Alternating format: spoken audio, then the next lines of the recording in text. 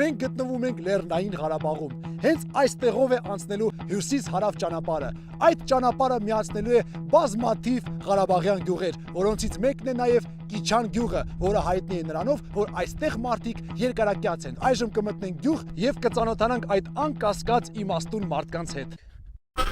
Հենեն, 3 հատ բիձա։ Ահա եւ մեր պապիները։ Մոտենանք առաջին պապին։ Ինչպես է ձեր անունը։ Անունս Բեկլարա տղա ջան։ Դուք կկիսվեք ձեր երկարակեցության գաղտնիքով։ Ասեմ տղա ջան, քնելուց առաջ ամեն գիշեր 10 կիլոմետր քայլում եմ։ Դե պարզա որ ամբողջ կյանքում ոչ ծխել եմ, ոչ խմել եմ։ Իսկ դուք քանի տարեկան եք։ 98 տարեկան եմ։ Շնորհակալություն եւ մենք անցնում ենք մեր երկրորդ պապին։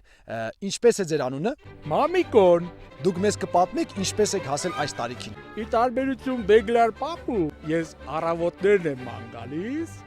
ու ոչ ծխում եմ, ոչ էլ խմում։ Իսկ քանի տարեկան եք։ 101։ Եվ մենք անցնում ենք մեր երրորդ պապին։ Ինչպես է ձեր անունը։ Արզուման։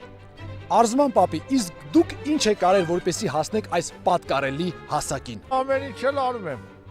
Ամեն օր հելնում եմ 2 պաշկա սիգարետ ծխում եմ։ Հետո արաղը ինչքան ասես, լակում եմ։